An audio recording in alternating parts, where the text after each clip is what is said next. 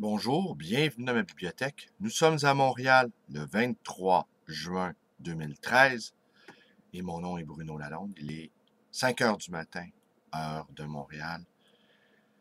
Et je suis déjà réveillé depuis un petit moment. Voilà, je vous raconte une petite anecdote survenue hier.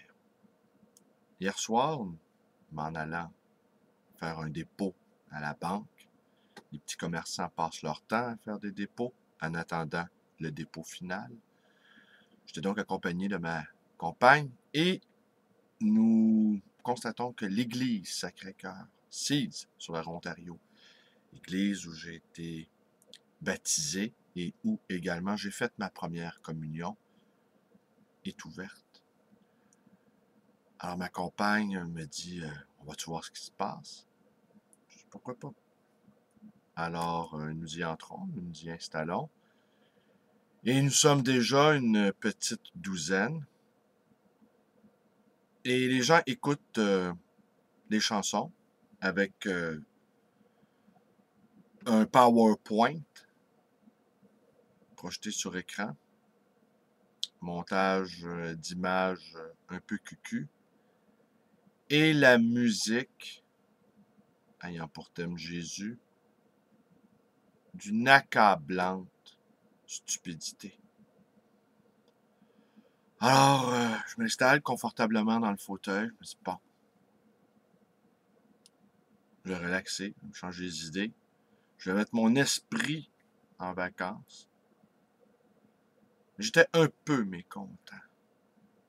La question liturgique, la question de la célébration de la foi est fondamentale. Et ce n'est pas avec des chansonnettes insignifiantes qu'on va célébrer les mystères de Dieu, ou du non-Dieu, si vous voulez. Célébrer les mystères de la vie, si vous préférez, ou de l'existence même. Mais le pire restait à venir. Non loin de l'écran, un homme assez corpulent jouait négligemment avec son micro sans fil dans une attitude débonnaire. On aurait cru débonnaire et en même temps un brin nerveuse. Après 20 minutes de niaiserie musicale, le type apparaît et là, le calvaire commence. Un long prêche dans la plus pure tradition américaine, gesticulation, effet de toge. Il se promenait dans les allées, déclamait, criait. Mais comme nous ne pouvions nous échapper, ma compagne et moi, étant donné que nous étions enserrés par de nombreux participants, étonnamment un samedi soir, mais par la suite nous avons compris que ce monsieur qui se disait, sans le dire, mais bon, on a fini par le comprendre, un guérisseur, et que nous assistions ce soir à une soirée de guérison. Et là, j'ai commencé vraiment à devenir extrêmement nerveux. Je me retenais pour ne pas hurler mon fameux cri de guerre. Rolling Stone et plein de pensées lubriques me venaient à l'esprit. Et j'avais également l'impression d'assister à un freak show. Pour mes amis européens, un freak show, c'était des spectacles donnés dans divers clubs et cabarets aux États-Unis. Évidemment, au Québec, on reprend toujours les modes américaines, avec assez peu de retard, cependant, là-dessus. On a une longueur d'avance sur les Européens dans le mauvais goût américain. Alors, qui consistait à inviter des déficients intellectuels à se produire sur une scène, mais à rire d'eux tout bonnement.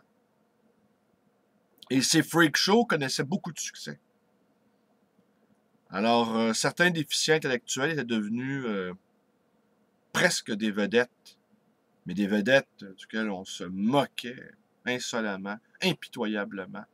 Maintenant, nous avons des humoristes professionnels pour le faire et nous les payons grassement pour ça. Les gangsters millionnaires, n'est-ce pas? Je ne sais pas, alors je me suis dit, bon là, peut-être que là, l'Église, là, était vraiment en train de toucher le fond.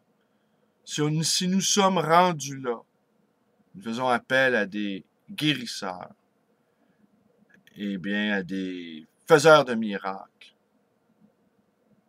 Là, nous basculons dans la superstition la plus éculée.